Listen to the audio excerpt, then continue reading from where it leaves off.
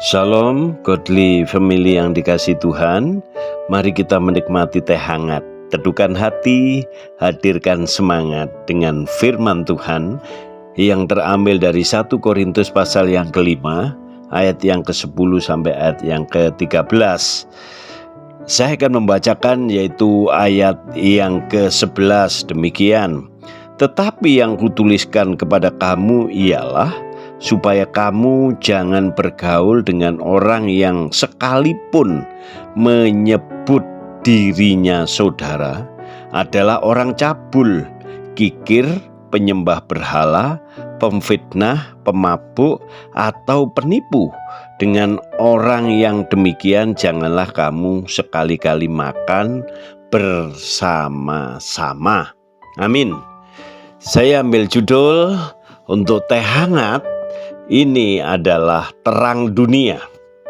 Orang-orang percaya kepada Kristus yang hidupnya sungguh-sungguh di dalam Kristus dikatakan kamu adalah terang dunia.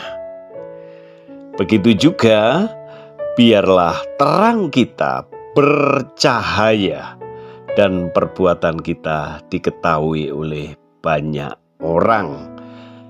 Jadi orang percaya yang dikatakan terang dunia, yang sudah mendapatkan terang sejati, yaitu dari Kristus Yesus, mempunyai tugas dan tanggung jawab di tengah-tengah dunia yang gelap ini. Tugasnya yang pertama, menerangi yang gelap.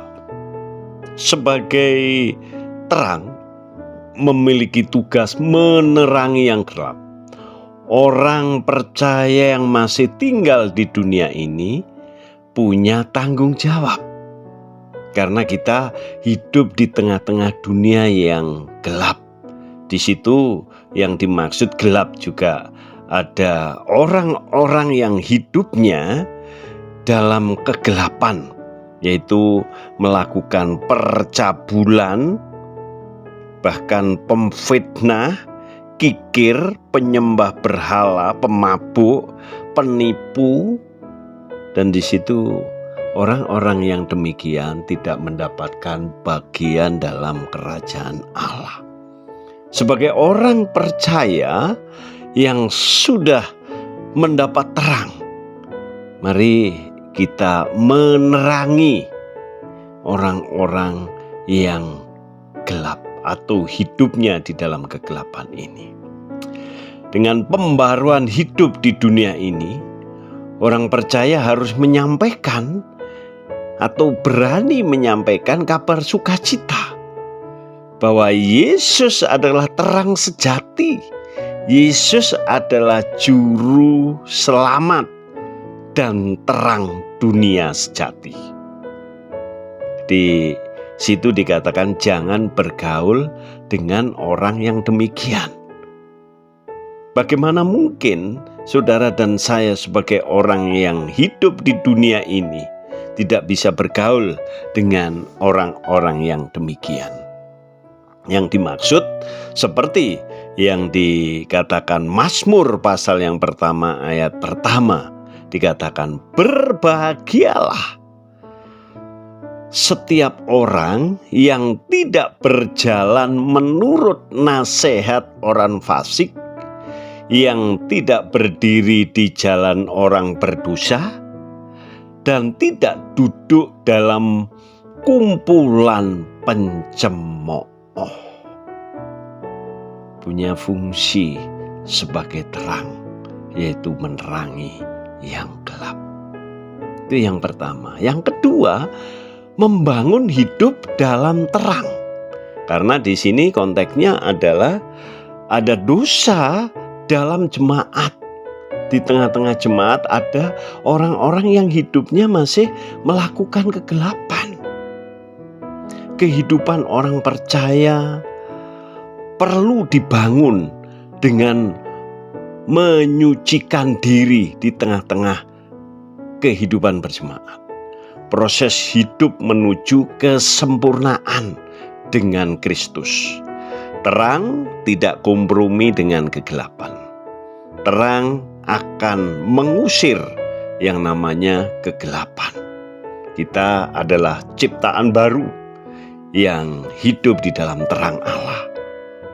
Di situ di Mazmur ayat yang pertama, bagian yang pertama juga dikatakan, bagaimana kita membangunnya, yaitu memiliki kesukaan.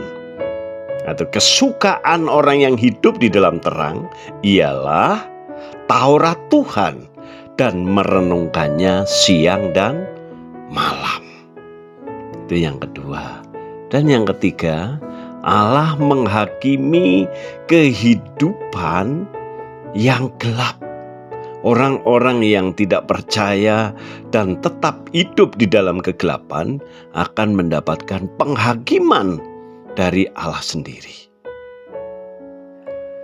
Dikatakan bahwa ketika orang percaya jatuh, yang menghakimi tidak hanya orang percaya, tetapi orang-orang dunia juga menghakimi keberadaan hidup orang-orang yang sudah hidup di dalam terang.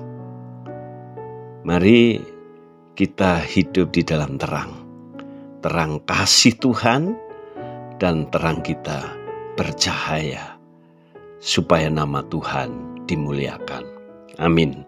Terima kasih Tuhan untuk firman-Mu yang terus mengingatkan kami agar kami menjadi terang dunia dan berkat bagi banyak orang. Berkati setiap kami, apapun yang menjadi tanggung jawab dan pergumulan hidup kami. Di dalam nama Tuhan Yesus kami berdoa. Amin.